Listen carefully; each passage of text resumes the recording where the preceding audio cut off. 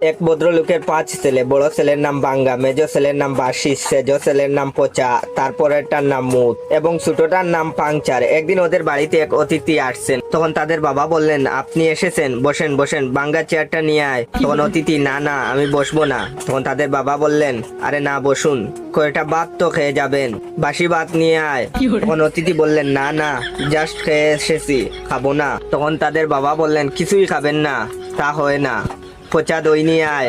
তখন অতিথি বললেন, না না, দই খেলে আমার ঠান্ডা লেগে যায়, প্লিজ আমি খাবো না। তখন তাদের বাবা বললেন, তা কি হয়, কিছু না হোক, অন্তত এক গ্লাস জল তো খান। এটা বলে জুড়ে ডাক দিয়ে বললেন, ওরে মুতে জল দে তো।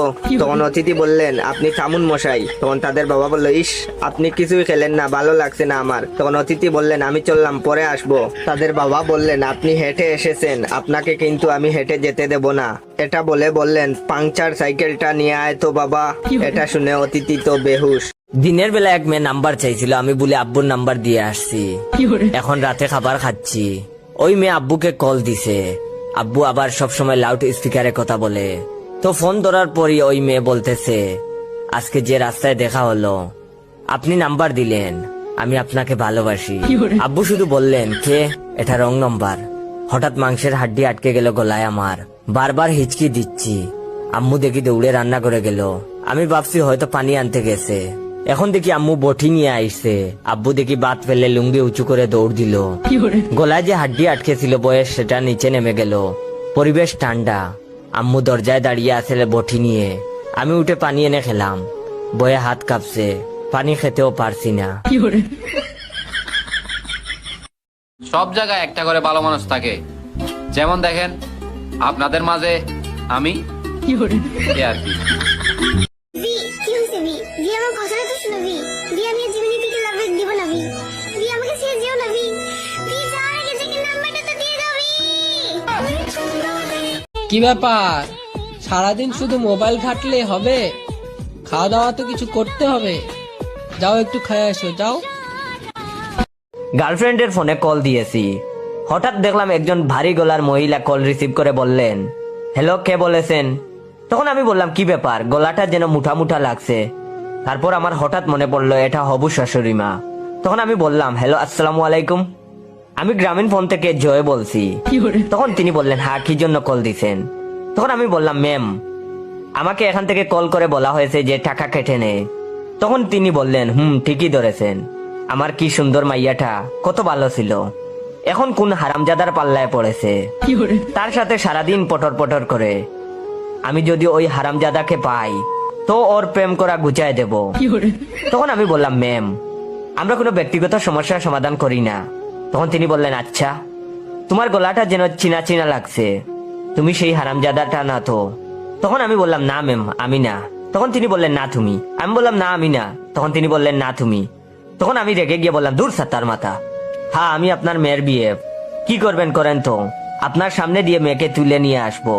তখন তিনি বললেন, হারামজাদা তুই আসিস, আমি ইয়া বড় বন্দুক নিয়ে থাকবো, আমিও চৌধুরী বংশের মাইয়া।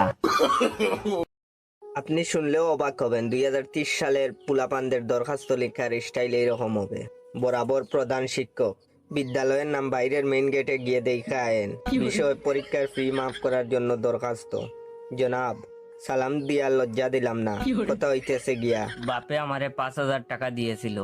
ফিস দেওয়ার লাইগা 1,000 টাকা দিয়া সিনেমা দেখছি, 1500 টাকা দিয়া ক্যান্টিনে পার্টি দিছি, 500 টাকার বান্ধবীর সাথে ফুচকা খাইছি, আর 2,000 টাকা বাজিতে হাইরা গেছি। বাজির বিষয় ছিল ইংরেজি ম্যাডামের লগে সমাজ স্যারের ইটিস পিটিস চলতেছে, এই লইয়া বাজি ধরছিলাম। কিন্তু পরে প্রত্যক্ষদর্শীদের সাক্ষ্য মতে প্রমাণ হইল যে ম্যাডামের তো ইটিস পিটিস চলতেছে আপনার লগে। এখন আপনার কাছে দুইটা রাস্তা খোলা, না হয় ফিস মাপ, নইলে পর্দা ফাঁস কইরা দিমু। এটি আপনার একান্ত অবাধ্যগত ছাত্র। আপনি শুনলেও অবাক হবেন, 2030 সালের পুলাপানদের দরখাস্ত লেখার স্টাইল এইরকম হবে। বরাবর প্রধান শিক্ষক, বিদ্যালয়ের নাম বাইরের মেইন গেটে গিয়ে দেখা আয়েন। বিষয় পরীক্ষার ফি মাফ করার জন্য দরখাস্ত। জনাব, সালাম দিয়া লজ্জা দিলাম না, কথা হইতেছে গিয়া। বাপে আমারে 5,000 টাকা দিয়েছিল। ফিস দেওয়ার লাইগা 1,000 টাকা দিয়া সিনেমা দেখছি, 1500 টাকা দিয়া ক্যান্টিনে পার্টি দিছি, 500 টাকার বান্ধবীর সাথে ফুচকা খাইছি, আর 2,000 টাকা বাজিতে হাইরা গেছি। বাজির বিষয় ছিল ইংরেজি ম্যাডামের লগে সমাজ স্যারের ইটিস পিটিস চলতেছে, এই লইয়া বাজি ধরছিলাম, কিন্তু পরে প্রত্যক্ষদর্শীদের সাক্ষ্য মতে প্রমাণ হইল যে ম্যাডামের তো ইটিস পিটিস চলতেছে আপনার লগে। এখন আপনার কাছে দুইটা রাস্তা খোলা, না হয় ফিস মাপ, নইলে পর্দা ফাঁস কইরা দিমু। এটি আপনার একান্ত অবাধ্যগত ছাত্র। নাম কি? নাম ক। জরিনা বেগম। বেগুন কারো নাম হয়? বেগুন না, বেগম। ও, জরিনা বেগম। চুটকি, তুই হিন্দি বলতে পারোস? হ্যাঁ পারি তো। আচ্ছা তাহলে বলতো, একটি ডালে কালো কাক বসে আছে, এটার হিন্দি কি হবে?